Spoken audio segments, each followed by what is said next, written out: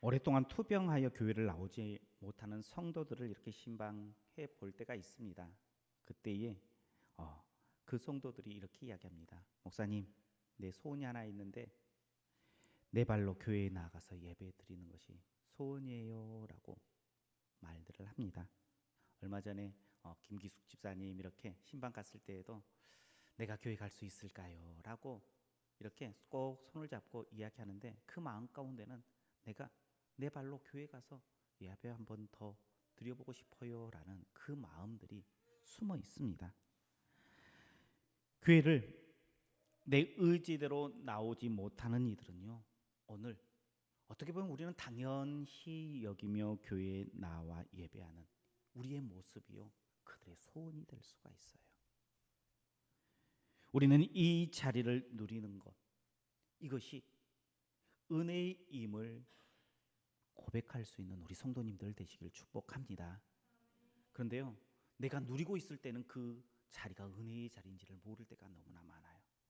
잃어버리면요, 그 자리가 은혜의 자리였음을 비로소 깨달을 때가 너무나 많다는 거예요. 그런데 이렇게 내 소원이 내 힘으로 예배의 자리에 나오는 것이 나의 소원입니다 라고 말했던 그들도요, 하나님의 은혜로 회복함을 입어서 교회에 딱 나오면요, 그 은혜가 얼마 가지 못해서요 잃어버릴 때가 너무나 많아요. 그 애틋함이 사라져버려요. 성도는요, 하나님의 은혜가 은혜임을 진짜로 고백하며 느낄 때에 진짜 성도가 되어지는 거예요. 진짜 그리스도인이 되는 거예요. 그래야 더해 주시는 은혜를 받게 되는 겁니다. 마틴 루터가 죽음 직전에 유명한 말을 했습니다. 그 말은요, 우리는 거지이다 라는 말이었어요. 우리는 거지이다. 루터가 말을 남기는 말치고는 조금 의아하잖아요. 그게 감동이 되어지는가 생각해 볼 수 있어요. 그런데요, 그 말의 의미는요, 우리는 하나님 앞에서 거지입니다 라는 고백이에요. 내 평생 살아가면서 살아갈 수 있었던 것은 하나님의 은혜였습니다. 주님, 내 인생은 거지였어요. 내 인생은 주님께서 먹게 하셨고 주님께서 입게 하셨고 주님께서 누리게 하셨기에 내가 여기까지 올 수 있었습니다. 다르게 이야기하면요, 나는 주님의 은혜를 빼면 나에게 남는 것이 하나도 없습니다 라는 고백이 바로 나는 거지입니다 라는 고백이에요. 우리 성도님들께서는요, 우리 성도님들의 인생에 주님의 은혜를 빼면 뭐가 남습니까?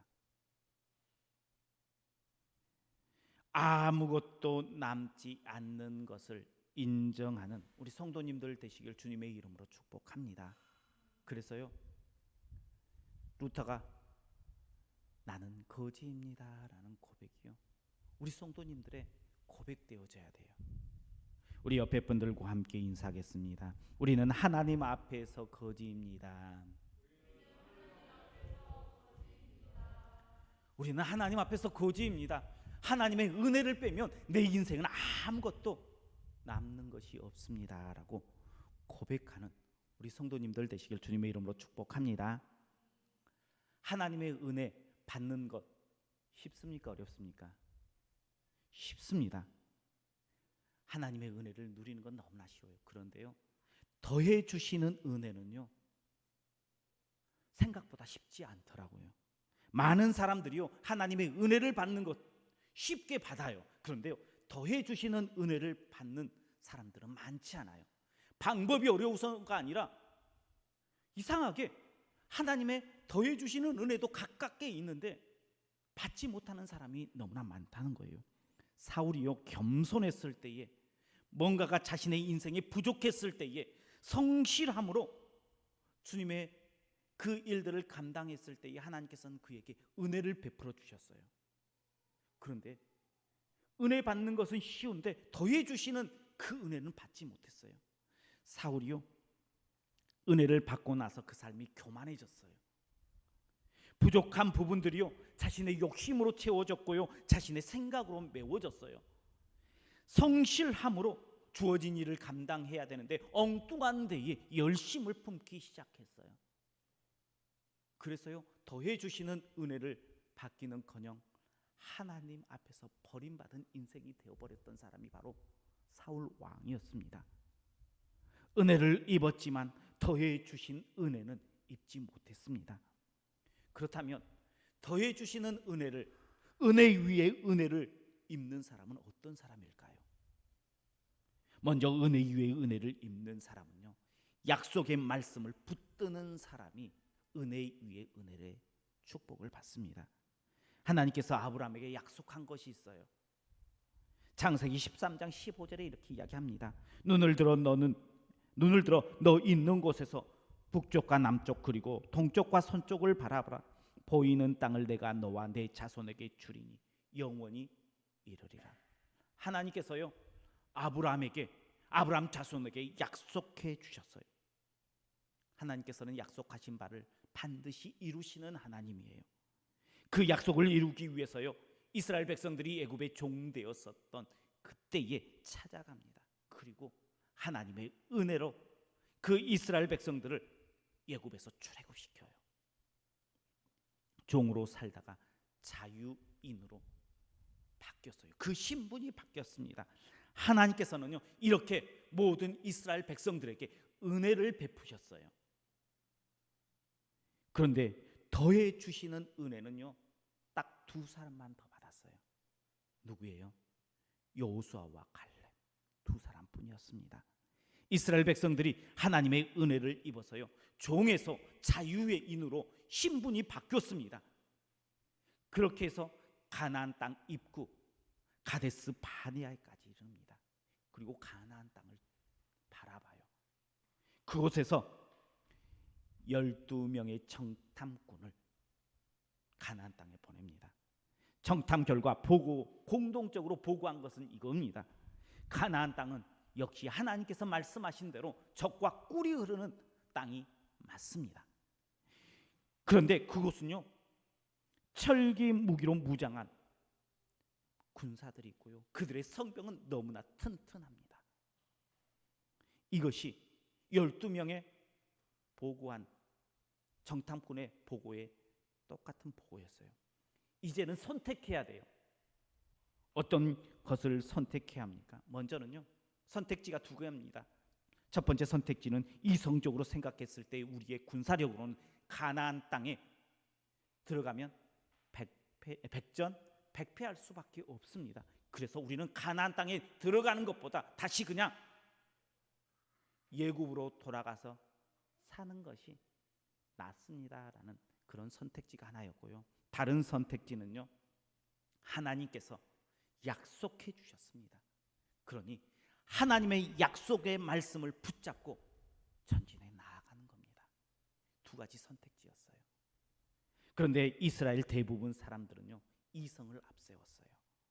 그래서 하나님께서 주신 그 자유인의 은혜도요, 팽개쳐버리고 그냥 우리 예굽으로 돌아가서 그냥 종되었던 그 모습으로 살자 하며 원망하고 불평했습니다.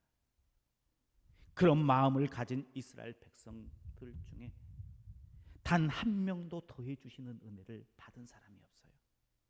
다 거기까지였어요. 우리의 인생도요, 하나님의 은혜를 받아요. 우리 만나교회 모든 성도님들 하나님의 은혜를 받았어요. 그래서 이곳 가운데에 예배자의 자리에 나왔습니다. 그런데요, 더해 주시는 은혜를 받기 위해서는 어떻게 해야 되느냐? 하나님께서 약속해 주신 그 약속의 말씀을 붙잡는 성도가 되어야 된다는 거예요.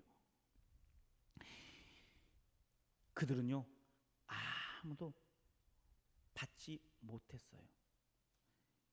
이 세상은 지금 많이 악해졌어요. 그러니 많은 성도들이 뭐라고 하냐 그러면요, 신앙생활을 하면서도요, 어쩔 수 없었어. 세상과 타협할 수밖에 없었어. 나는 거기까지인가 봐. 가끔 성도들이 이렇게 이야기합니다. 악해진 세상에서 나도 좀 영악하게 살고 싶어. 그래서 뭔가 손해보지 않는 한도 내에서 살고 싶다라고 말하는 성도들이 점점 늘어가고 있습니다. 우리의 마음 가운데 그런 모습으로 살아가고 있습니다. 그러면 될까요, 안 될까요? 그래도 돼요. 그런데 그렇게 하면 더해 주신 은혜는 포기해야 된다는 거예요. 성도는요, 더해 주신 은혜를 받기 위해서는요, 세상과 타협하는 것이 아니라 말씀을 앞세우는 거예요.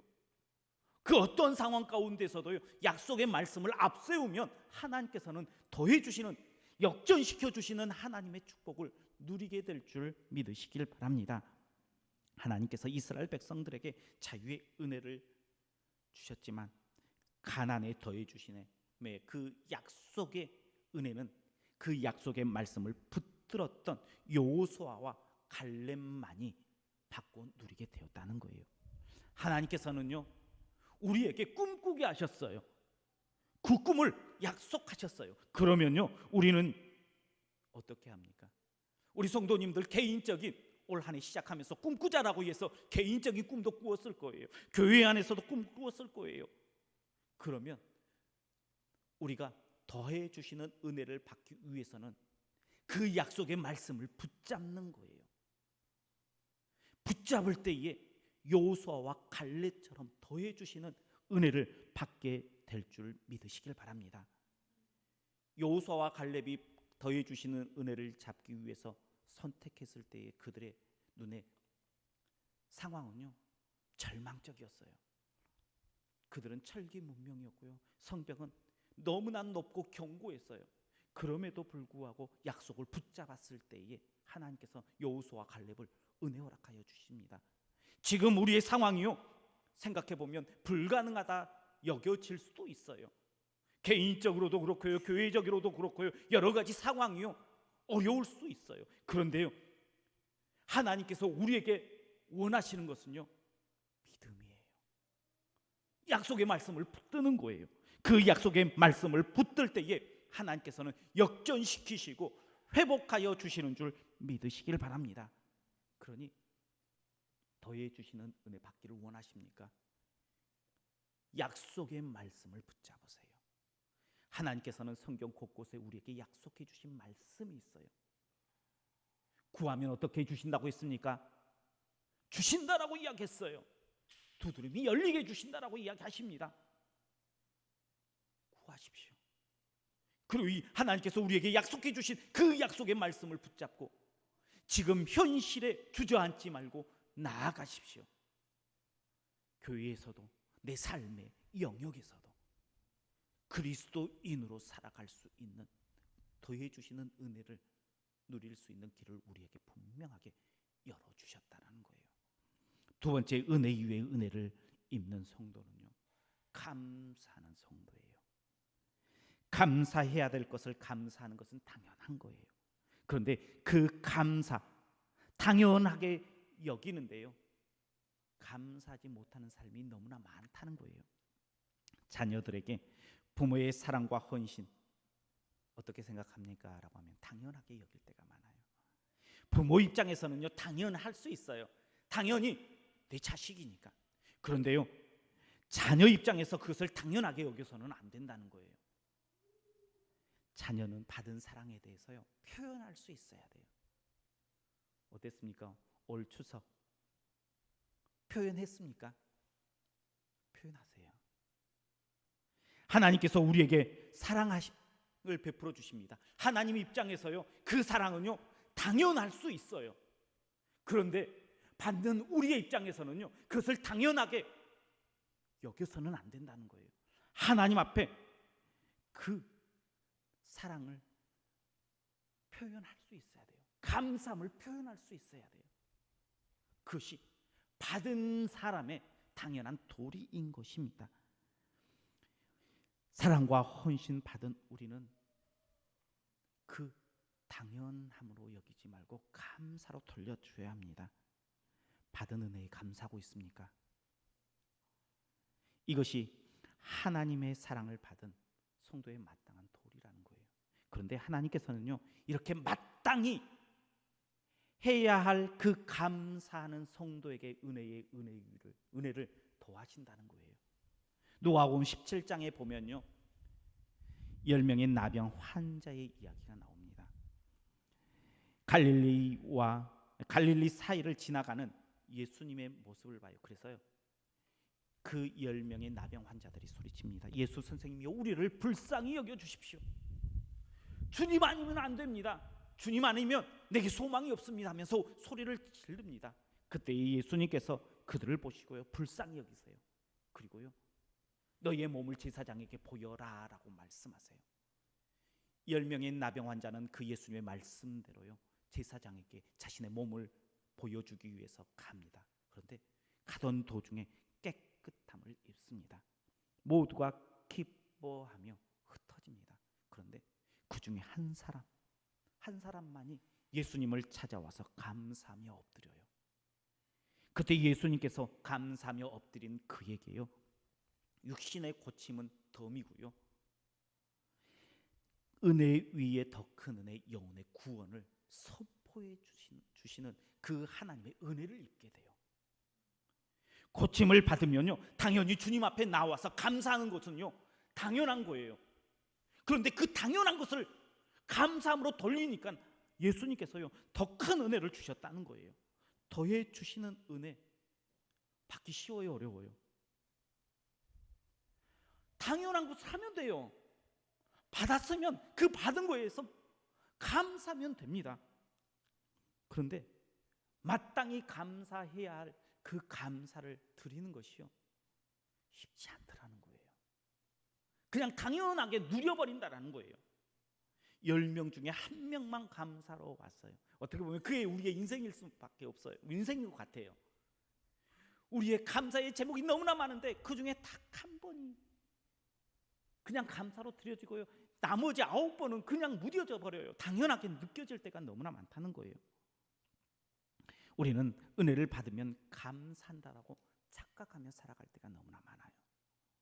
오늘 예배의 자리로 나올 때에 걸어오지 않고 차를 타고 왔어요.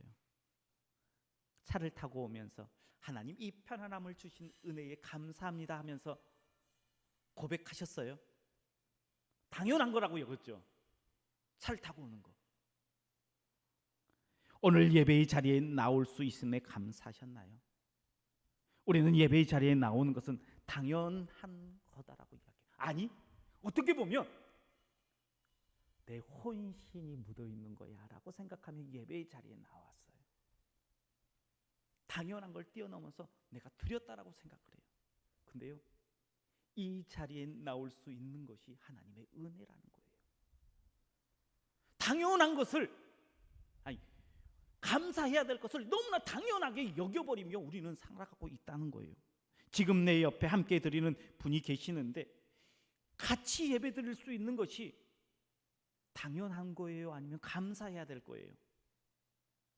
그런데요, 너무나 당연하게 생각하는 거예요. 오히려 나오지 않는, 지금 눈에 보이지 않는, 왜 그 사람은 예배를 안 나왔을까 생각해요.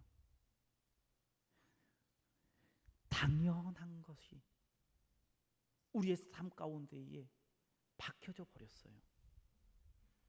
사소한 것에 감사하면요, 예수님께서는 더한 은혜를 우리에게 허락해 주십니다.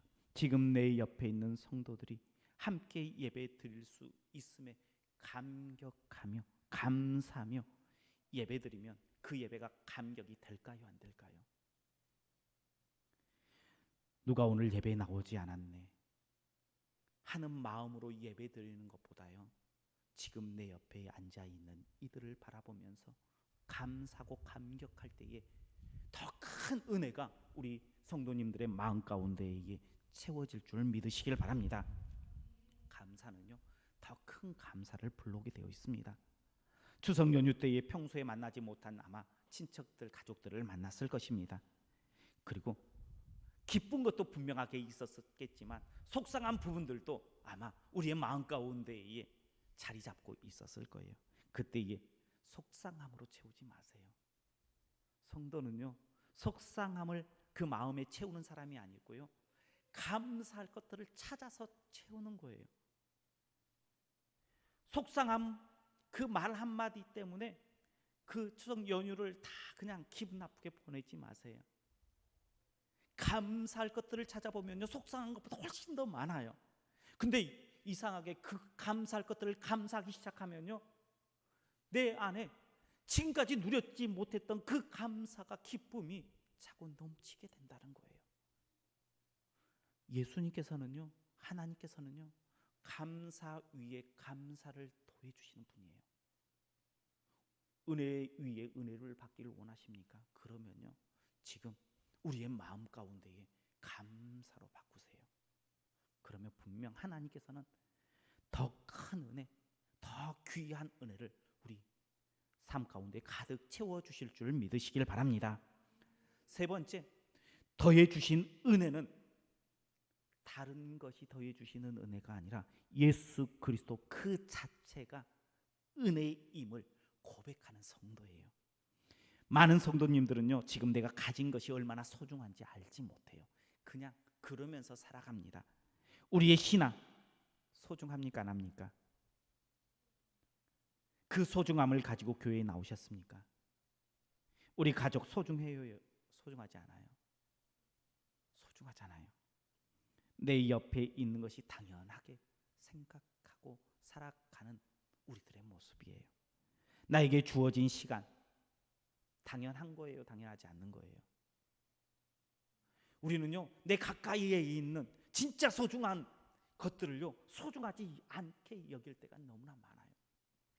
그런데요, 성도들 마음 가운데에 예수님께서 우리 가운데 와 계셔요. 근데 예수님께서 지금 나와 함께 하시는데 우리는 그 예수님을 누리지 못해요.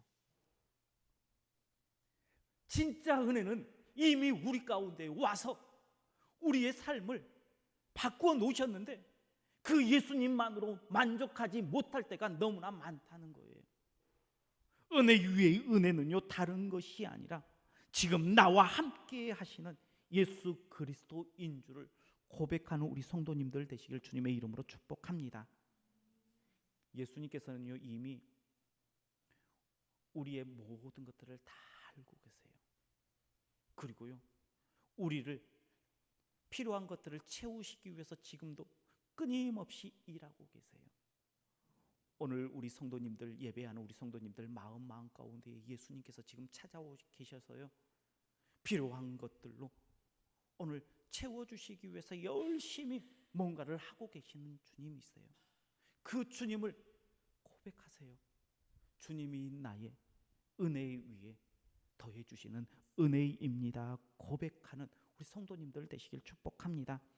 이렇게 주님이 나의 은혜입니다 고백하면요, 하나님께서는요, 놀라운 것들을 허락하세요. 어떻게 보면 하나님께서 솔로몬에게 내가 원하는 것이 무엇이냐라고 이야기했을 때에 하나님, 저는 듣는 마음 지혜를 원합니다 라고 고백을 해요. 하나님의 마음에 합했어요. 너무나 감격이 됐어요. 그때 하나님께서 더 귀한 것들을 솔로몬에게 허락해 주세요. 오늘 우리가 주님께서 나의 은혜 위에 은혜, 주님이 나의 은혜입니다 라고 고백하면요, 주님께서 우리의 인생 책임질까요, 안 질까요? 하나님께서는요, 그 고백에 감동하세요.